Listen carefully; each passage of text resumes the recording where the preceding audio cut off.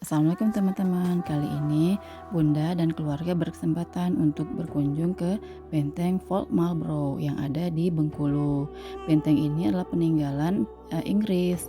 Benteng ini didirikan oleh East India Company pada tahun 1714 sampai tahun 1719 di bawah pimpinan Gubernur Joseph Cowlett sebagai benteng pertahanan Inggris. Alhamdulillah saat Bunda ke sana, Bunda bertemu dengan rombongan mahasiswa UPI dari Bandung yang didampingi oleh pemandu wisata bernama Pak Gondrong. Yuk kita simak penjelasan dari Pak Gondrong. Sekeliling benteng kita ini. Nah, ini jenis peluru. Fungsi dan tujuan peluru bukan untuk meledak, hanya untuk menancapkan kaki. Jadi kalau kaki sudah nancap, sniper mereka tinggal bidik. Ini tinggal fungsi dan kegunaannya untuk menjebol kapal. Jadi kalau kapal udah jebol, tenggelam, masuk air, tenggelam. Nah, kilo emas bersinar hingga Eropa. Perlu diketahui 80% emas yang di Monas itu asalnya dari Bengkulu. Mau lihat emas Bengkulu, ayo.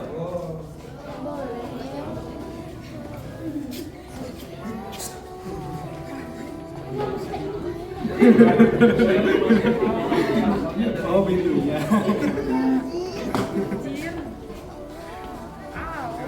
Dari Bengkulu.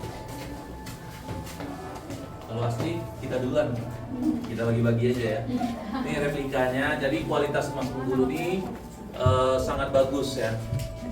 Jadi dibawa emas ke Bengkulu ini ke luar daerah tanpa surat-surat sudah diakui kualitasnya bagus. Nah, jadi tambangnya di sini. Jadi dari bebatuan ini diambil emasnya. Jadi didapat itu sebesar jempol kaki atau tangan atau kelingking. Jadi bukan berbentuk butiran ya pada saat itu. Jadi kualitas emas Bengkulu sangat bagus dan bukan berbentuk butiran pada saat itu. Nah, boleh lihat itu lubang ya di belakang. Itu ketebalan temboknya hampir 3 meter ya. Nah, di sini ada rasa trauma yang cukup mendalam bagi Inggris untuk menguasai Bengkulu. Karena terusik keberadaan mereka di Banten tadi, mereka mempersiapkan diri dengan ketebalan dinding hampir 3 meter. Padahal konsep Inggris datang ke Bengkulu, mereka itu diundang. Tapi karena rasa trauma tadi, mereka mempersiapkan diri dengan ketebalan hampir 3 meter pertahanan luarnya. Nah, alat transportasinya masih menggunakan lori itu. Jadi kalau kalian jalan-jalan ke Lebong Tandai, itu kalian naik itu nanti. Lori. Nah, si molek kalau orang sini bilang itu dibutuhkan adrenalin yang cukup lebih ekstra karena ekstrim ya. Di tebing-tebing. Ya, nggak ada remnya itu. Oke. Masih. Jadi kalau tidak COVID kemarin itu akan jadi destinasi wisata. Kalau kemarin itu tidak COVID, itu akan diangkat jadi destinasi wisata yang unggulan juga untuk Bengkulu. Oke, kita keluar lagi, boleh belok kanan. Adik-adik, yang calon ibu-ibu pasti tahu ini ya. Apa nih kira-kira nih, calon ibu-ibu? Cengkeh, pala, lada, kayu manis. Nah, perlu kalian ketahui adik-adik, 1 kuintal atau 100 kilo lada ini itu setara dengan sewa apartemen mewah selama 2 tahun berikut biaya perawatannya. Jadi kalau dinominalkan ke uang sekarang lebih kurang 3 miliar dengan 100 kilo. Jadi cukup fantastis harganya. Sekarang 1000 perak udah dapat ladaku ya. Jangan ngomong aja. Betul itu? Karena anak-anak mahasiswa ini kan biasanya siap saji semuanya, nggak pernah masak. Oke, itu 1 ons. Ya, 1 ons itu setara dengan 7 gram emas. Ya, kalau dinominalkan ke uang, 1 genggam ini 7 juta. Ada nggak yang dari wilayah timur ini, adik-adik mahasiswa nih? Wilayah timur. Yang dari wilayah timur, mana? NTT. Mana lagi nih? Ada yang wilayah timur nggak? Jawa Timur. Oh, Jawa Timur. Baik. Ya, ini yang perlu kalian ketahui lagi, ini apa nih? Pala. Pala itu sangat fantastis harganya pada saat itu. Ada pulau Run di Laut Banda Neira. Ada yang dengar Pulau Run? Ya, itu ditukar dengan New York sekarang. Hebat, pulau dengan pulau diganti ya. Nah, dulu Nusantara kita ini belum berbentuk NKRI, berbentuk kerajaan-kerajaan, jadi suka-suka mereka lah ganti-ganti. Jadi ini ditukar dengan New York sekarang. Pulau Banda Neira, Pulau Run di Laut Banda Neira itu ditukar dengan New York sekarang. Saking berharganya pala pada saat itu di negara Eropa. Itu yang dikenal dengan Perjanjian Breda pada tahun 1667 gitu nggak salah. Ya. Jadi ini yang dicari orang-orang Eropa untuk datang ke Nusantara kita. Jadi sangat berharga bagi mereka. Nah, ini sering terlewati bagi pengunjung adik-adik. Itu ada tulisan tangan berbahasa Belanda. Jadi yang ditahan di sini orang Belanda oleh tentara Jepang, boleh dilihat itu. Jadi ada yang bulat itu ada tulisan tangan N. Boleh lihat sini North atau NW, Northwest, boleh merapat aja ke situ nggak apa-apa. Boleh lihat di situ. Jadi itu sering terlewati bagi pengunjung. Itu yang bulat itu kompas. Ya, yang bulat itu kompas, yang kotak kecil itu curahan isi hatinya orang Belanda yang ditahan oleh tentara Jepang. Ini peristiwa 1940 Belanda mengalami kekalahan perang dari Jerman. Hal itu dimanfaatkan Jepang untuk menguasai Asia termasuk Nusantara kita. Jadi yang ditahan di sini orang Belanda, itu curahan isi hatinya, yang kotak kecil itu. Barang siapa mengamati kompas ini, janganlah memarahi yang mencoret-coret dinding ini. Ingat bahwa waktu dan kesengsaraanlah yang membuat saya mencoret-coret di sini. Jadi maknanya cukup dalam adik-adik. Dia menyatakan bahwasan dia itu betul-betul tersiksa. Kita tahu sendiri Jepang itu walaupun 3 tahun tapi sadisnya nggak ketolongan. Ya. Jadi banyak orang Belanda itu yang mati dibunuh oleh Jepang, termasuk noni-noninya ada juga yang dieksekusi orang Jepang. Oke, jadi 2 blok ini adalah tahanan. Tapi walaupun ini tahanan, ini termasuk tahanan manusiawi. Ventilasi udaranya ada, bisa rasakan anginnya ya. Nah sayangnya di literaturnya tidak tercatat berapa jumlah orang yang ditahan di dalam ini. Nah cuman kita tahu sadis, bosan Belanda Jepang itu memang sadis. Oke, kita keluar.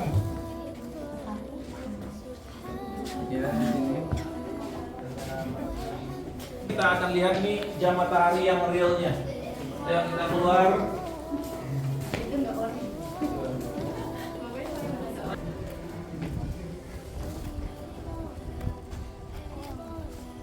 Nah ini lebih kurang jam 3 kurang 10 atau kurang 5.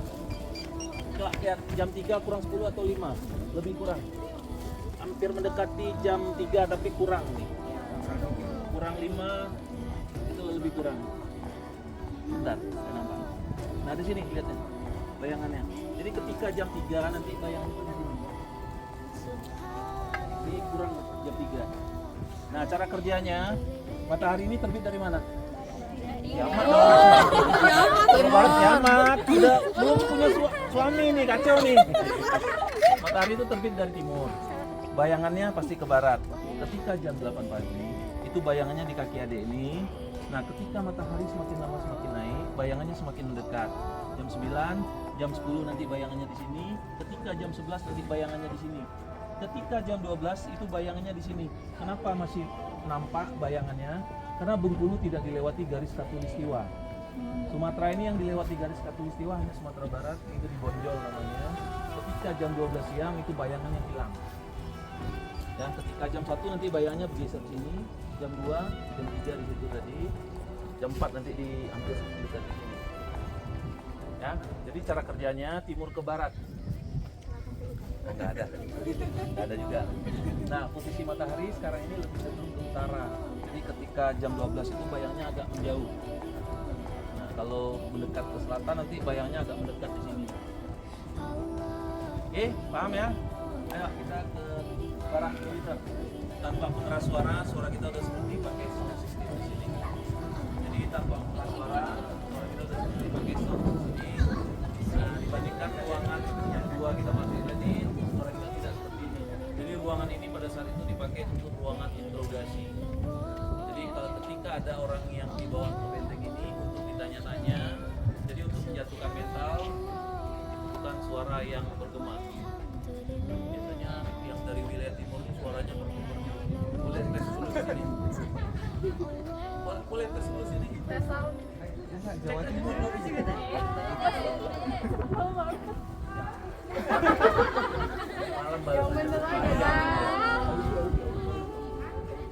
Jadi ruangan ini sangat unik. Jadi ketika ada orang yang dicurigai, dia diinterogasi di sini. Ya. Oke, boleh lihat ke bawah. Nah, cara pemasangan batu batanya ini unik, ya, miring, ya, miring ya. Jadi kalau orang sekarang kalau nggak manteng-manteng hitungannya rugi, ya. Jadi kalau kita sekarang sih simpelnya tidur aja selesai kan, banyak kan. Nah teman daya tahannya nggak sebegitu kuat, diinjak langsung patah. Karena ini dimiringkan yang menumpang 10 cm, jadi 3:1 penggunaan batu batanya. Jadi makanya sampai ratusan tahun kekuatannya. Nah kalau ada yang arsitek sini boleh gunakan seperti ini. Ayo kita ke ruangan diorama tentang Bung Karno.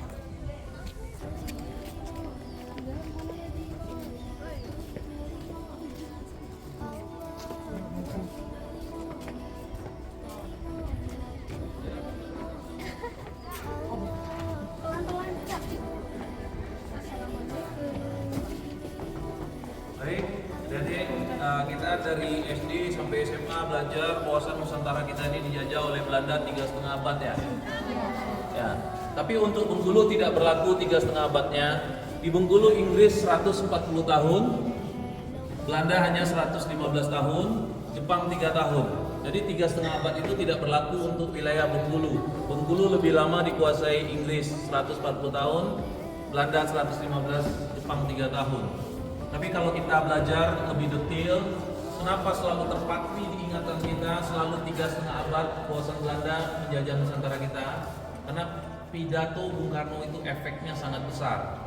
Jadi kalau kita tanya sama orang Belanda atau kita belajar di Museum Tropen Belanda, itu datanya valid. Jadi mereka itu tidak menjajah Nusantara kita 3,5 abad, mereka menolak. Jadi kalau ada waktu kesempatan adik-adik boleh jalan-jalan ke Museum Tropen Belanda, itu baca di situ. Belanda menolak bahwasan mereka itu 3,5 abad menjajah Nusantara kita. Mereka itu murni berdagang karena itu ada VOC tadi, merek dagang mereka. Nah, Belanda itu mulai menjajah ketika VOC sudah mulai merugi. Makanya 100 tahunan mereka akui mereka menjajah. Nah, yang 200 tahun lebih itu mereka berdagang murni. Karena Nusantara kita ini belum berbentuk NKRI, masih berbentuk kerajaan-kerajaan. Jadi raja-raja itulah yang memanfaatkan tentara-tentara Belanda. Nah, itu kita dapat dari Museum Tropen Belanda. Jadi Belanda tidak mengakui 3,5 abad. Nah, ini ya adik. Kenapa Bengkulu identik dengan bahasa Bengkolen? Udah Bengkolen tidak mau belum? Nah, ini sebenarnya inilah kenapa Bengkolen itu.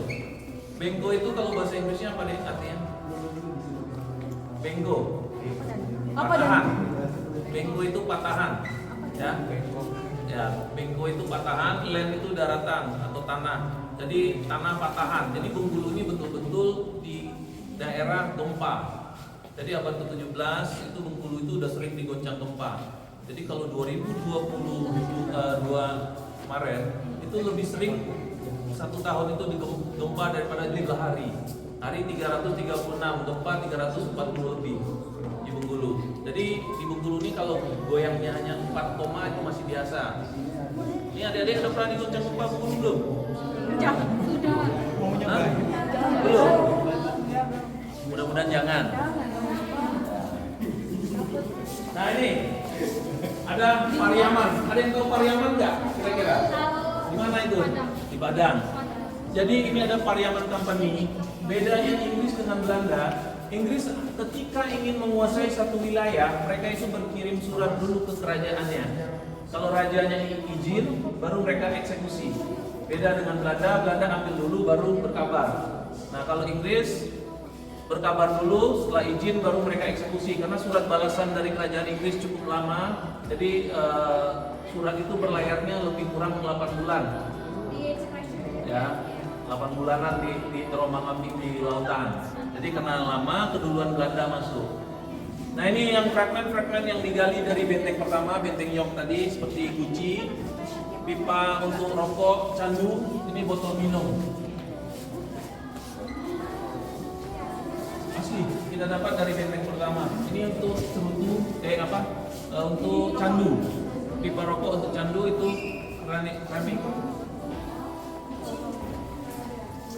Baik, adik-adik, di sekolah kita belajar tentang penjajahan Portugis, Spanyol, Inggris, Belanda, Jepang ya. Di Nusantara kita ini ya, yang menjajah. Hebatnya lagi Bengkulu pernah dikuasai Prancis, tapi di catatan sejarah tidak ada. Jadi Bengkulu pernah dikuasai Prancis selama 3 tahun. Nih. Jadi Prancis 4 negara di Bengkulu nih. Prancis pernah 3 tahun. Lagi-lagi penyebabnya kenapa itu Prancis keluar dari Bengkulu, karena lebih dari separuh mereka mendapat penyakit kolera, lebih ganas pada saat itu, demam tinggi. Banyak di antara mereka berhalusinasi, banyak di antara mereka melakukan bunuh diri. Karena demam tinggi, mereka melakukan bunuh diri seolah-olah sudah di surga. Jadi mereka bunuh diri. Jadi hanya 3 tahun Prancis di Bengkulu. Nah ini ada setiap ruangan ada lubang ini. Kira-kira apa nih yang terbesit sama kalian ini? Untuk apa nih kira-kira? Ya, persembunyian, sampah, apa lagi? Apa kira-kira nih yang terbesit di pikiran kalian nih tentang lubang yang kecil ini? Ya, jalan rahasia. Gimana masuknya kira-kira nih? Tempat ini menyimpan barang berharga. Tempat menyimpan barang berharga. Jadi berdasarkan dari pengalaman benteng pertama, lebih dari separuh mereka meninggal bukan karena perang, karena penyakit malaria. Makanya John McDonald, bukan McD ya, John McDonald membuat lubang ini untuk mengusir nyamuk. Nah, cara kerjanya mereka ambil kayu gaharu, mereka bakar di luar. Setelah apinya hidup, mereka letakkan di sini. Karena oksigennya hanya satu arah, api tidak bakalan hidup. Terjadilah fogging, pengasapan. Nah, kalau di rumah-rumah orang Belanda dulu kan pasti ada cerobong ke atas tuh, pasti hidup api, ya, pasti api hidup ya ketika ada cerobong. Jadi asapnya, oksigennya dua arah kan. Nah, kalau ini kena oksigennya hanya satu arah, api tidak bakalan hidup, terjadilah fogging. Jadi kayu gaharu itu wangi, jadi untuk mengusir nyamuk malaria. Oke, paham ya? Udah pernah lihat bunga rafflesia asli belum? Beruntung ya. Ini ada di kilometer 45 Mekar sekarang, 200 meter dari pinggir jalan. Penemunya sebetulnya bukan si Raffles ini, ya. Penemunya sebetulnya Dr. Joseph Arnoldi. Kebetulan si Raffles ini seorang gubernur, untuk menghargai seorang gubernur dikasihlah nama spesiesnya Rafflesia arnoldi. Jadi nama dua orang digabung jadi satu. Raffles ini tidak ada keturunannya, istrinya meninggal di Taman Raya Bogor. Itu ada monumennya. Dan anak-anaknya 4 meninggal di Bengkulu. Jadi yang menurunkan nama Raffles tidak ada. Truk Raffles habis di Bengkulu. Oke, ini untuk akses lari keluar. Ketika mereka terdesak, mereka bisa lari keluar. Jadi semasa kemerdekaan itu ya betul. Nah itu, ini yang sangat penting kalian ketahui ya adik. Ada perjanjian Inggris dengan Belanda. Ini sangat penting kalian ketahui. Jadi kalau tidak ditukar Bengkulu, Belitung dengan Semenanjung Melaka, Sarawak, kalian dari luar Bengkulu ini pakai paspor Bengkulu. Jadi Bengkulu akan jadi negara Commonwealth, negara kemakmuran. Jadi kalau tidak dilakukan Bengkulu, Belitung dengan Semenanjung Melaka, Sarawak itu akan jadi negara Commonwealth. Bisa aja di Belitung itu seperti Singapura. Jadi ada satu pulau yang diinginkan si Raffles, namanya Pulau Tumasik. Ada yang tahu Pulau Tumasik itu pulau apa? Pulau Singapura. Jadi Singapura itu namanya dulu Tumasik. Ya, jadi kalau tidak barter Bengkulu itu, jadi kalian dari luar Bengkulu pakai paspor ke sini. Jadi bahasanya pun mungkin bahasa Inggris Melayu lah. Nah, ini Raffles tidak tinggi-tinggi amat. Raffles ini menangnya mancung hidung aja, kalau tingginya standar lah ukuran Asia. Jadi berdasarkan literaturnya ini deh, Raffles ini lahir di Jamaika. Dia punya rumah lebih kurang 13 mil dari benteng ini. Dia punya perkebunan luasnya 4 kilo, panjangnya 6 kilo. Di situ ada 200 ekor ternak. Sayangnya si Raffles ketika mencatat literaturnya ini, dia tidak menulis arah rumahnya. ya. Tapi saya termasuk orang yang beruntung. 1 tahun yang lalu saya ketemu dengan seorang peneliti dari Inggris. Dia mengatakan bahwasan rumah Raffles ini lebih cenderung ke arah selatan. Tahu arah selatan? Seluma ada dengar? Seluma mana Kaur? Belum? Ada. Nah, harus buat jalan-jalan ke Seluma mana Kaur. Jadi peneliti itu lebih curiga ke arah selatan. Kenapa? Masyarakat setempat masih menggunakan bahasa Inggris kesehariannya, seperti school, blanket, pocket, rural, ball, stool masih mereka gunakan untuk bahasa kesehariannya. Jadi besar kecurigaan peneliti ini ke arah selatan. Kalau arah utara sama sekali tidak ada bahasa Inggris. Kalau di Curup itu ada hanya nempel stum aja, mobil aja, itu bisa aja digunakan Belanda pada saat itu. Tapi besar kecurigaannya kalau tidak ada halangan 2024 itu peneliti itu akan datang ke Bengkulu. Akan datang ke Bengkulu, saya minta ikut masalahnya. Nah, ini ada patung Bung Karno. Jadi di sini tidak benar adanya Bung Karno pernah ditahan di dalam benteng ini. Bung Karno hanya diajak untuk berdiskusi oleh pihak Belanda. Dari hasil kekalahan Belanda dari Jerman 1940, Mr. Mayer ini mengundang Bung Karno untuk datang ke benteng ini untuk mendesain satu monumen. Ya, kebetulan Bung Karno ini seorang insinyur arsitek, jadi pihak Belanda ini meminta Bung Karno mendesain satu monumen. Nah, saking cintanya Bung Karno dengan kemerdekaan, beliau hanya menumpuk 3 buah batu. Sebetulnya itu sindiran. Kalian udah kalah perang dari Jerman, kalian menjajah, kalian mengeksekusi masyarakat, menyiksa masyarakat, masih minta yang aneh-aneh. Ditumpuklah 3 buah batu oleh Bung Karno sebagai sindiran. Ketika di hadapan Bung Karno, pihak Belanda ini manggut-manggut. Good. Setelah Bung Karno keluar, baru Mr. Mayer ini menyadari bahwa saat itu tidak ada artinya. Itu tercatat di buku Siliada halaman 123, Bung Karno menyambung lidah rakyat. Ya. Jadi tujuan Bung Karno ini diasingkan setelah dari SD ke Bengkulu supaya beliau meninggal secara wajar dapat penyakit malaria tropika. Presiden Mayer. Ternyata yang didapat di sini penyakit malaria tropikanan. Kelompok sama keempat walaupun sesuatu ketiga tapi ibu negara pertama. Ya. Oke, kita lihat samudra ini dulu. Ya, mau berenang boleh. Ya. Man.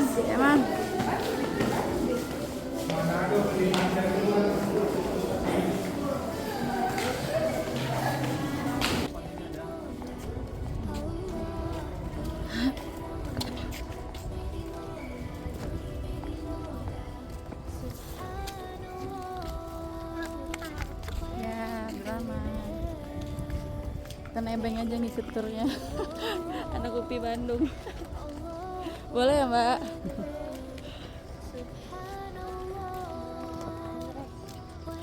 Dari mana? Saya dari sini, Pak.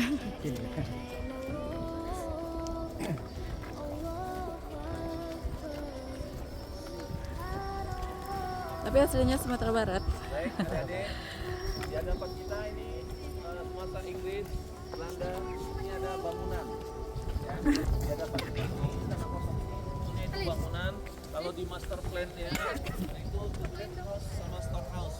Jadi gudang besar sama toko besar. Nah, bisa kalian lihat ini gambarnya. Kita dapat gambar ini dari Museum Tropen Belanda. Jadi tangganya ini masih ori ya.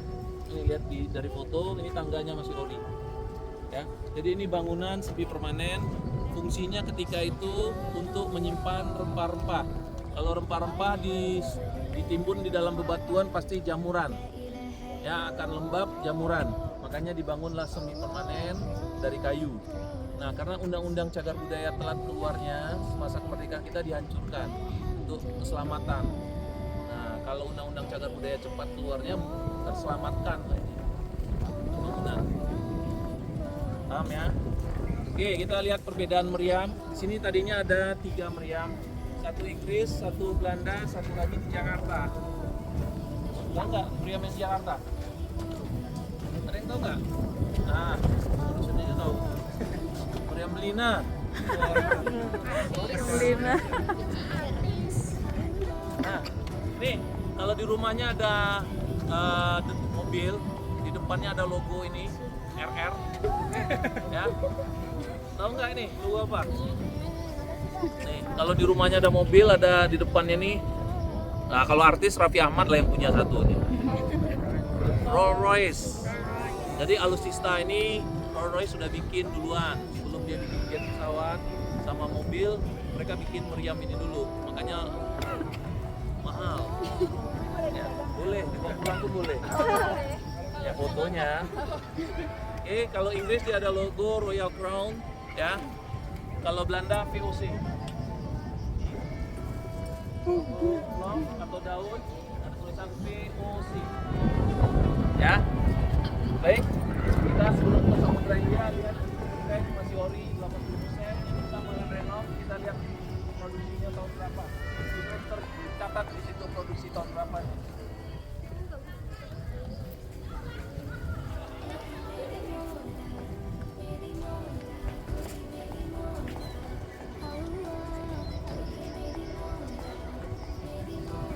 Yang bagus ori, yang hitam KW.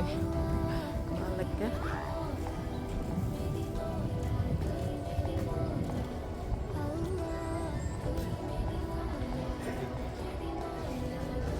Baik, adik-adik, bisa dilihat itu ada tulisan Stum Panen Pabrik Van Eyck P1 1697-1883. Ya, jadi ini produksi genteng dari Belanda. Pada saat itu genteng ini untuk penyeimbang kapal. Ada perbekalan, meriam, peluru, misiu, sama genteng, sama makanan. Makanya ini semuanya tercatat. Stum Panen Pabrik Van Eyck. Produk pertama tanggal 16 bulan 7 1883. Jadi untuk penggantinya mereka tidak perlu bawa dari negara mereka, cukup dari Tan Yok Tiau, Batavia Java, sama Tan Yok Tiau, Tangerang. Ya, Tangerang. Jadi tidak perlu bawa dari negara mereka lagi. Jadi 80% begitu putus padang itu. Jadi 80% gentengnya masih ori ya. Jadi kalau yang ada super itu udah ada super gitu. Nih. Nih, sejajar telunjuk saya nih. Super. Itu udah lumutan di atasnya. Jadi kalau yang masih Panen Pabrik Van Eyck itu masih ori, dia nggak lumutan. Jadi semasa Inggris ini bangunan dipakai untuk semasa Inggris ini bangunan bertingkat. Masa Belanda ini bangunan dan hancur. Ya, kita lihat Samudra India.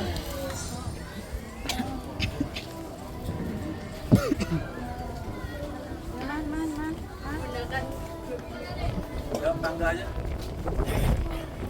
Nah, ini fungsinya, ada fungsinya ini adik-adik. Ini untuk menderek meriam dari bawah.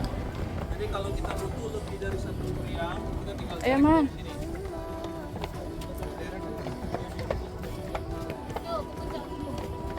Nah, itu untuk penambat lajunya. Kita menderek meriam lebih dari satu meriam. Batu yang kalian injak ini masih ori. Ini batu bata terakhir 1741 karena secara tidak sengaja 1740 pernah meledakan 400 kali. Oh, ini udah buruk. Nah, itu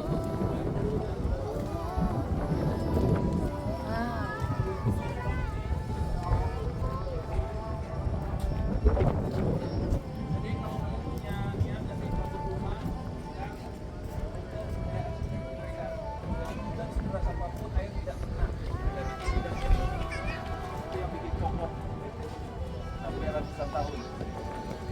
Jadi kalau kita bikin rumah sekarang rata kurang rata ya, yang laku nodrong nanti ya kan, jor. Nah, jadi mereka sudah mikirkan aspek pengairan dulu. Nah, yang dapat kita itu Samudra India dari lautan lepas. Jadi kapalnya jangkar di tengah, yang merapat itu skoci. Skoci itulah yang dihantam dengan meriam-meriam ini.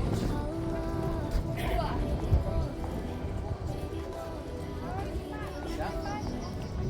Pantai panjang emang pantai panjang. Ini Samudra India lautan lepas. Jadi kalau terombang-ambing di tengah lautan itu bisa ke Australia, bisa ke India. Ya, mana? Kalau terombang-ambing nggak bisa pilih, namanya terombang-ambing. Jadi kalau semasa Inggris, air lautnya sampai jalan raya ini.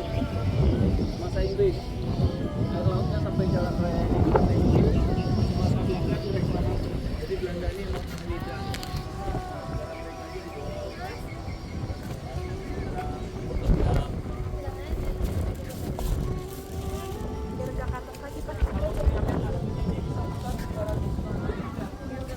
Kalau yang aslinya Inggris, ini udah Belanda. Ya, itu kan ada print. Kota juga, sama Raislas juga, dia print. Nah ini ada VOC ini. Ini Netherlands. Ini nomor rangka mesinnya. 360 derajat meriamnya. Kalau sekarang kalau selfie 360 derajat. Nah kalau ini udah asli lagi ini posisinya. Kalau yang aslinya ada di rel itu. Nah ada sumber asnya. Jadi ada aslinya, isinya. Dia bisa besar 340, 360 derajat. Bisa, berarti bisa aja. Kalau bayangin dulu kayaknya nggak bisa. Nah air lautnya sampai jalan raya ini dulu. Semasa Belanda direklamasi. Jadi Belanda ini emang ahli dam.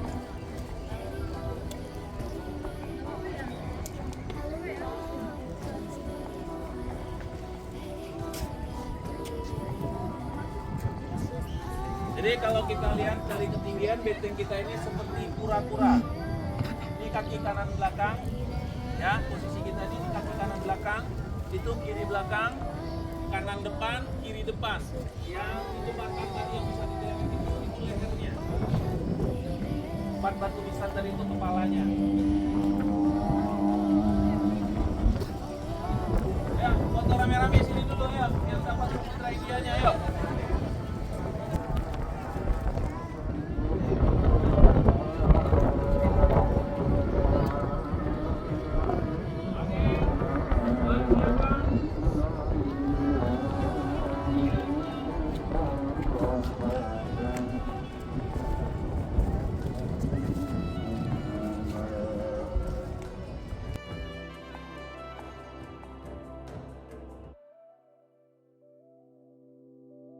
तो ही मेरी मौला